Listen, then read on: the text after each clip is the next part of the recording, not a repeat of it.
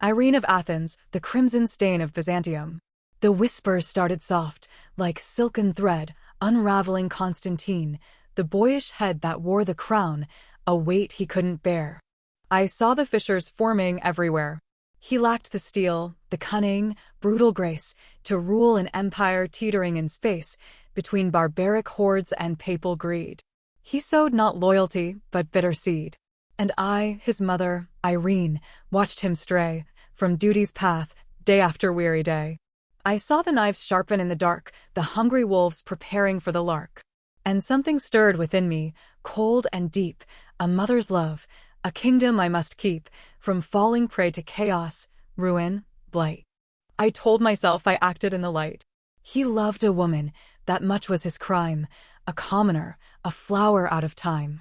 Antonina, with eyes like summer skies and laughter that could make a desert rise. He'd sneak away, disguised in common clothes, to find her in the gardens, where the rose bloomed riotously, oblivious to state. He'd sit and listen, charmed by her sweet prate. He dreamt of tossing off the heavy chain, of ruling by her side, escaping pain. He spoke of abdication, running free. He was a boy, you see, and not for me. For I had bled for Byzantium, had toiled, through countless nights, my spirit almost spoiled, to hold the empire steady, strong, and true. I couldn't let him ruin what I knew. I met her once, Antonina fair, a simple soul, with sunshine in her hair. She spoke of love, of joy, of gentle things, of how his laughter made her heart take wings. And in that moment, something cracked inside.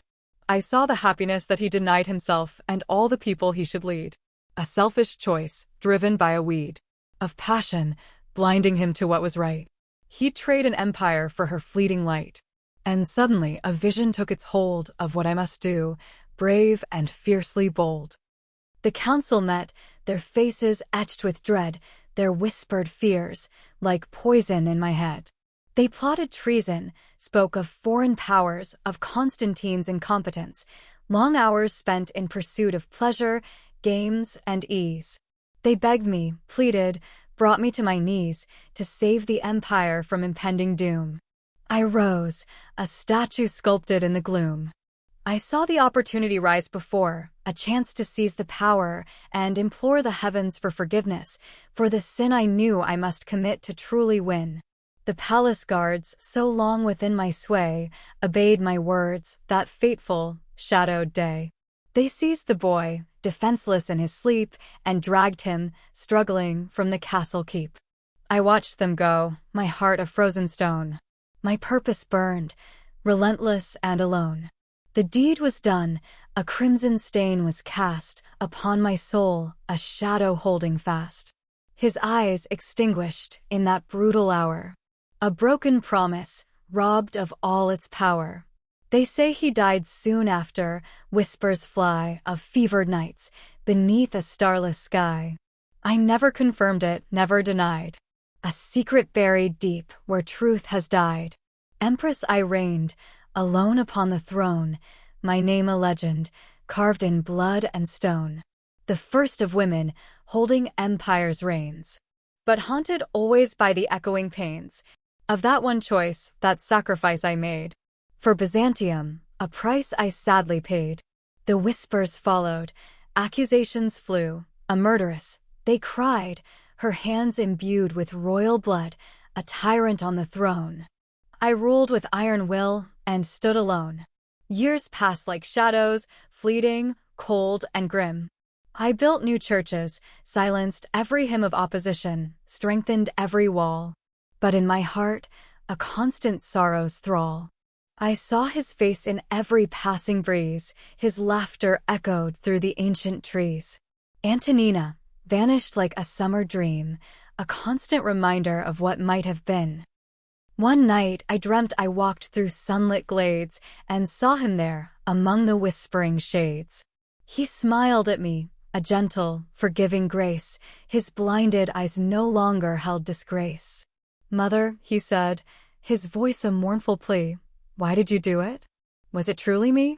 Or was it power, that insatiable thirst, that drove you onward, bringing out the worst?"